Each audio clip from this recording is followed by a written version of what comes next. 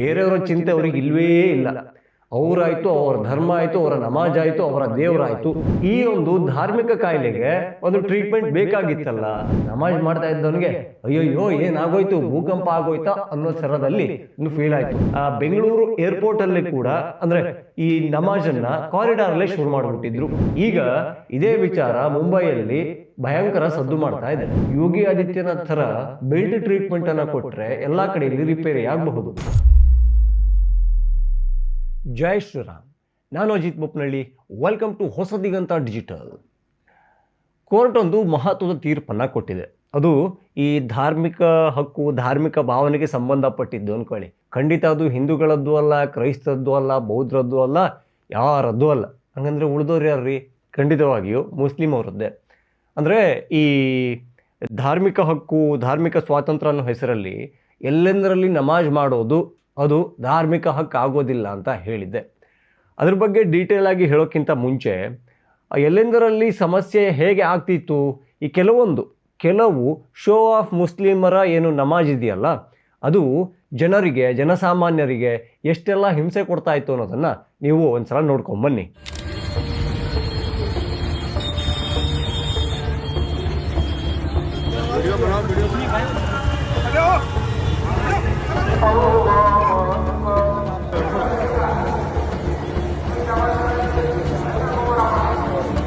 ಇಲ್ಲೊಂದು ಟ್ರೈನ್ ಇದೆಯಲ್ಲ, ಈ ಟ್ರೈನ್ ಒಳಗಡೆ ಜನ ಓಡಾಡೋಕ್ಕೆ ಅಂತ ತುಂಬ ದೊಡ್ಡ ಜಾಗ ಏನು ಕೊಟ್ಟಿರಲ್ಲ.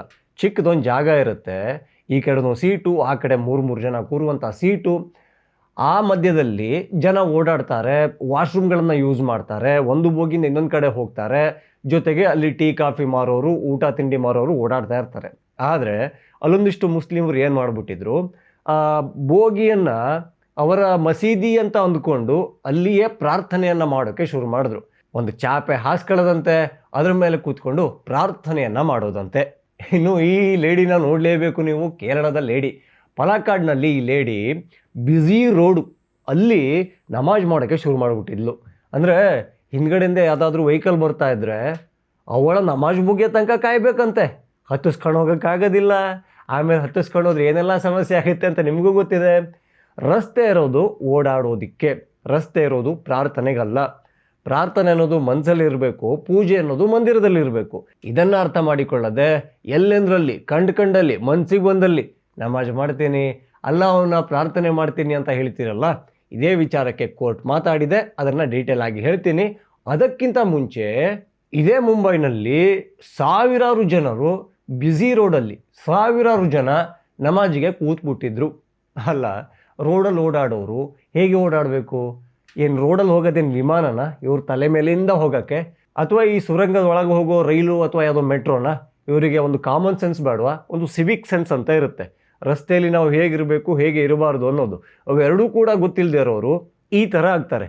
ನೋಡಿ ಎಷ್ಟೊಂದು ಜನ ಕೂತ್ಕೊಂಡು ಹೇಗೆ ನಮಾಜ್ ಮಾಡ್ತಾ ಇದ್ದಾರೆ ಅಂತ. ಅಂದರೆ ಬೇರೆಯವರ ಚಿಂತೆ ಅವ್ರಿಗೆ ಇಲ್ವೇ ಇಲ್ಲ. ಅವರಾಯಿತು, ಅವರ ಧರ್ಮ ಆಯಿತು, ಅವರ ನಮಾಜ್ ಆಯಿತು, ಅವರ ದೇವರಾಯಿತು. ಬಾಕಿಯವ್ರು ಏನು ಬೇಕಾದರೂ ಹಾಳಾಗೋಗ್ಲಿ, ನಾವೇನು ಮಾಡೋಕ್ಕಾಗುತ್ತೆ ಅನ್ನೋ ಮೈಂಡ್ ಸೆಟ್ ಅವರು. ರೈಲಾಯಿತು, ಬಸ್ ಆಯಿತು, ಪಾರ್ಕ್ ಆಯಿತು, ರೋಡ್ ಆಯಿತು, ಬೀಚ್ ಬಿಡ್ತಾರ. ಬೀಚಲ್ಲಿಯೂ ಕೂಡ ಒಬ್ರು ನಮಾಜ್ ಮಾಡೋದಂತೆ, ಅದನ್ನು ಇನ್ನೊಬ್ಬ ವಿಡಿಯೋ ಮಾಡೋದಂತೆ, ಅದನ್ನು ಎಲ್ಲ ಕಡೆ ಪ್ರಮೋಷನ್ ಮಾಡ್ಕೊಳ್ಳೋದಂತೆ. ಅಂದರೆ ತಾನೊಬ್ಬ ಧರ್ಮಿಷ್ಠ, ನಾನು ಎಲ್ಲಿಗೆ ಹೋದರೂ ನನ್ನ ಧರ್ಮದ ನಿಯಮನಿಷ್ಠೆ ಏನಿದೆಯಲ್ಲ ಅದು ಮಾತ್ರ ಯಾವುದೇ ಕಾರಣಕ್ಕೂ ಮರೆಯೋದಿಲ್ಲ. ಈ ಥರದ ಒಂದು ಬಿಲ್ಡಪ್ಪನ್ನು ತಗೋಬೇಕಲ್ಲ, ಹಾಗಾಗಿ ಈ ಥರ ಕೆಲಸವನ್ನು ಮಾಡ್ತಿದ್ದಾರೆ. ಇದಕ್ಕೆಲ್ಲ ಬೆಸ್ಟ್ ಟ್ರೀಟ್ಮೆಂಟ್ ಕೊಡೋಕ್ಕೆ ಒಬ್ಬರು ಡಾಕ್ಟ್ರು ಬೇಕಲ್ಲ. ಈ ಒಂದು ಧಾರ್ಮಿಕ ಕಾಯಿಲೆಗೆ ಒಂದು ಟ್ರೀಟ್ಮೆಂಟ್ ಬೇಕಾಗಿತ್ತಲ್ಲ. ಆ ಟ್ರೀಟ್ಮೆಂಟು ಉತ್ತರ ಪ್ರದೇಶ ಅನ್ನೋ ಆಸ್ಪತ್ರೆಯಲ್ಲಿ ಸಿಗುತ್ತೆ. ಅಲ್ಲೊಬ್ಬರು ಸರ್ಜನ್ ಇದ್ದಾರೆ. ಅವ್ರ ಹೆಸರು ಡಾಕ್ಟರ್ ಯೋಗಿ ಆದಿತ್ಯನಾಥ್ ಬಾಬಾ ಅಂತ. ಅವರು ಕೊಡ್ತಾರೆ ಟ್ರೀಟ್ಮೆಂಟ್ಗಳನ್ನು ನೋಡಬೇಕು. ಯು ಪಿಯಲ್ಲಿ ಒಂದು ಟೈಮಲ್ಲಿ ಹಾಗೆ ನೂರಾರು ಜನ ರೋಡನ್ನು ಬ್ಲಾಕ್ ಮಾಡಿಕೊಂಡು ಅರ್ಧರ್ಧ ತಾಸು ಜಾಮನ್ನು ಸೃಷ್ಟಿ ಮಾಡಿ ಅವ್ರ ಪಾಡಿಗೆ ಅವರು ಅಲ್ಲಾಹು ಅಕ್ಬರ್ ಅಂತ ರೋಡಿನ ಮೇಲೆ ನಮಾಜ್ ಮಾಡ್ತಾಯಿದ್ರು. ಆದರೆ ಅಲ್ಲಿ ಯೋಗಿ ಆದಿತ್ಯನಾಥ್ ಅವರ ಸರ್ಕಾರ ಇರೋದು. ಅವರು ಆಲೋಚನೆ ಮಾಡಬೇಕಾಗಿತ್ತು. ಅವರು ಮೊದಲೇ ಹೇಳಿದರು, ರಸ್ತೆ ಅನ್ನೋದು ಪ್ರಾರ್ಥನೆಗೆ ಇರುವಂಥ ಜಾಗ ಅಲ್ಲ ಅನ್ನೋದನ್ನು. ಅಷ್ಟು ಸಿಂಪಲ್ ಆಗಿರೋ ಮಾತನ್ನೇ ಅರ್ಥ ಮಾಡಿಕೊಳ್ಳದೆ ನೂರಾರು ಜನ ಅಲ್ಲಿ ನಮಾಜನ್ನು ಮಾಡ್ತಾಯಿದ್ರು. ಬಂದರು ನೋಡಿ ಯು ಪಿ ಪೊಲೀಸು. ಆ ಯಪ್ಪ ಈ ಮೆಸ್ಸಿ ಫುಟ್ಬಾಲ್ ಆಡ್ತಾನಲ್ಲ, ಆ ಥರದಲ್ಲಿ ಬಲಗಾಲಲ್ಲಿ ಒದ್ದ ನೋಡಿ ನಮಾಜ್ ಮಾಡ್ತಾ ಇದ್ದವನಿಗೆ ಅಯ್ಯಯ್ಯೋ ಏನಾಗೋಯ್ತು, ಭೂಕಂಪ ಆಗೋಯ್ತಾ ಅನ್ನೋ ಥರದಲ್ಲಿ ಒಂದು ಫೀಲ್ ಆಯಿತು. ಅದಾದಮೇಲೆ ಲಾಠಿ ಚಾರ್ಜನ್ನು ಮಾಡ್ತಾರೆ, ಅಲ್ಲಿಂದ ಎಲ್ಲರನ್ನ ಓಡಿಸ್ತಾರೆ. 5 ನಿಮಿಷದಲ್ಲಿ ಕಂಪ್ಲೀಟ್ ಆ ಟ್ರಾಫಿಕ್ ಎಲ್ಲವನ್ನು ಕ್ಲಿಯರ್ ಮಾಡ್ತಾರೆ. ಹಾಗಾಗಿ ಇಂಥ ಧಾರ್ಮಿಕ ಕಾಯಿಲೆಗೆ ನಮ್ಮ ಡಾಕ್ಟರ್, ಸರ್ಜನ್, ಈ ಸ್ಪೆಷಲಿಸ್ಟ್ ಅಂತ ಕರೀತಾರಲ್ಲ ಅಂತ ಯೋಗಿ ಬಾಬಾ ಅವರು ಪ್ರತಿ ರಾಜ್ಯದಲ್ಲಿದ್ದರೆ ಇಂಥ ಅಸಹ್ಯಗಳು ಕಮ್ಮಿ ಆಗಬಹುದೇನೋ. ಈಗ ಅಸಲಿ ಮ್ಯಾಟ್ರಿಗೆ ಬರೋಣ. ಇದು ನಾವು ಇಲ್ಲೆಲ್ಲೋ ಹೇಳ್ತಿರೋ ಕಥೆಗಳಲ್ಲ. ನಮ್ಮ ಬೆಂಗಳೂರು ಏರ್ಪೋರ್ಟಲ್ಲಿ ಕೂಡ ಸೇಮ್ ಆಗಿತ್ತು. ಅಲ್ಲಿ ಪ್ರತಿ ಏರ್ಪೋರ್ಟ್ಗಳಲ್ಲಿ ಕೂಡ ಒಂದು ಪ್ರೇಯರ್ ರೂಮ್ ಅಂತ ಇರುತ್ತೆ. ಅಲ್ಲಿ ಹೋಗಿ ನೀವು ನಮಾಜ್ ಆದರೂ ಮಾಡ್ಕೊಳ್ಳಿ, ಸಂಧ್ಯಾ ವಂದನೆ ಆದರೂ ಮಾಡ್ಕೊಳ್ಳಿ, ಏನಾದರೂ ಮಾಡ್ಕೊಳ್ಳಿ, ಪ್ರೇಯರ್ ರೂಮ್ ಅಂತ ಸಪರೇಟಾಗಿ ಇರುತ್ತೆ. ಅಲ್ಲಿಗೆ ಹೋಗಿ ಪ್ರಾರ್ಥನೆಯನ್ನು ಮಾಡೋದು ಬಿಟ್ಟು ಈ ಕಾರಿಡಾರ್ ಇರುತ್ತಲ್ಲ, ಜನ ಓಡಾಡೋದು, ಅಲ್ಲಿ ನೂರಾರು ಸಂಖ್ಯೆಯಲ್ಲಿ ಮುಸ್ಲಿಮರು ಏಕಾಏಕಿ ಹಾಸಿದ್ದು ಹಾಗೆ ಕೂತಿದ್ದು ಶುರು ಮಾಡಿದ್ದೆ. ಇದಕ್ಕೆ ಸಾಕಷ್ಟು ಆಕ್ಷೇಪಗಳು ಕೇಳಿ ಬಂತು. ಆ ವಿಡಿಯೋ ಕೂಡ ನೀವು ಸಾಕಷ್ಟು ಜನ ನೋಡಿರ್ತೀರ. ಬೆಂಗಳೂರು ಏರ್ಪೋರ್ಟಲ್ಲಿ ಕೂಡ ಅಂದರೆ ಈ ನಮಾಜನ್ನು ಕಾರಿಡಾರಲ್ಲೇ ಶುರು ಮಾಡಿಬಿಟ್ಟಿದ್ರು. ಈಗ ಇದೇ ವಿಚಾರ ಮುಂಬೈಯಲ್ಲಿ ಭಯಂಕರ ಸದ್ದು ಮಾಡ್ತಾ ಇದೆ. ಅಂದರೆ ಕೋರ್ಟಿಗೆ ಒಂದು ಅಪೀಲ್ ಹೋಯಿತು. ಸಾರ್, ಏರ್ಪೋರ್ಟಲ್ಲಿ ನಾವು ಟ್ಯಾಕ್ಸಿ ಅಥವಾ ಕ್ಯಾಬ್ ಡ್ರೈವರ್ಸ್ ಇದ್ದೀವಲ್ಲ, ಭಯಂಕರ ಹಿಂಸೆ ಆಗ್ತಾ ಇದೆ. ಅಂದರೆ ಏರ್ಪೋರ್ಟಲ್ಲಿ ಸಿಸ್ಟಮ್ ಹೆಂಗಿರುತ್ತೆ, ಕ್ಯಾಬ್ ಮತ್ತು ಟ್ಯಾಕ್ಸಿಗೋಸ್ಕರನೇ ಸಪ್ರೇಟ್ ಆಗಿರೋ ಒಂದು ಜಾಗವನ್ನು ಕೊಟ್ಟಿರ್ತಾರೆ. ಆ ಜಾಗದಲ್ಲಿ ಏನು ಮಾಡಬೇಕು, ಟ್ಯಾಕ್ಸಿ ಹಾಗೂ ಕ್ಯಾಬ್ಗಳು ಹೋಗಬೇಕು ಬರಬೇಕು. ಆದರೆ ಆ ಜಾಗದಲ್ಲಿ ನಮಾಜಿ ಕೂತ್ಬಿಟ್ರೆ ಏನು ಮಾಡ್ತೀರಾ? ಅವರಂತೂ ದಿನಕ್ಕೆ 3 ಸಲನೋ 5 ಸಲನೋ ಅಂತ ಮಾಡಬೇಕಂತೆ. ಈಗ ಏರ್ಪೋರ್ಟ್ ಅಂದಮೇಲೆ ಅಲ್ಲಿ ಮುಸ್ಲಿಂ ಪ್ರಯಾಣಿಕರು ಇರ್ತಾರೆ, ಮುಸ್ಲಿಂ ಕೆಲಸಗಾರರು ಇರ್ತಾರೆ. ಅವರು ಎಲ್ಲೂ ಜಾಗ ಸಿಕ್ಕಿಲ್ಲ ಅಂತ ಈ ಕ್ಯಾಬ್ ಜಾಗವನ್ನು ಬ್ಲಾಕ್ ಮಾಡಿಕೊಂಡು ನಮಾಜ್ ಮಾಡ್ತಾ ಇದ್ರಂತೆ.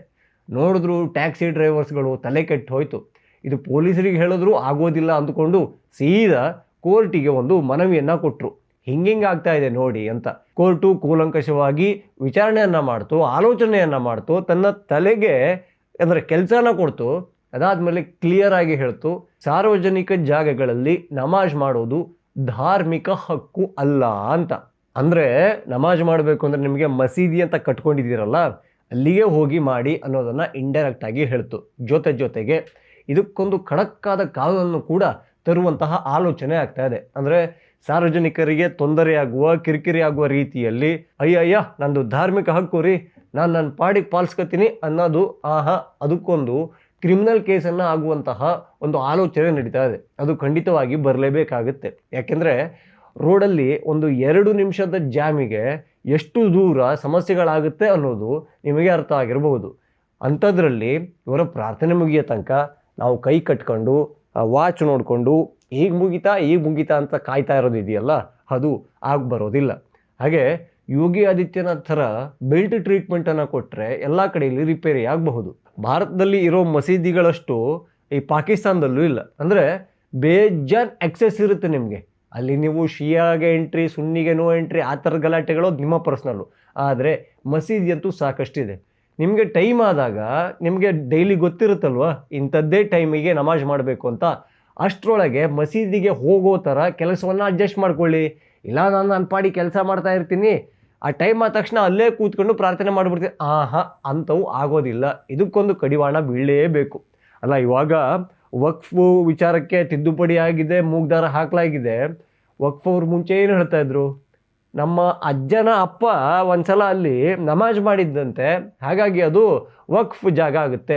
ಈ ವಾದವನ್ನು ಇಟ್ಕೊಂಡು ವಕ್ಫ್ ಬೋರ್ಡು ಅದೆಷ್ಟೋ 1000 ಕೋಟಿ ಮೌಲ್ಯದ ಜಾಗವನ್ನು ಕಬ್ಜಾ ಮಾಡೋಕ್ಕೆ ನೋಡಿತ್ತಾ?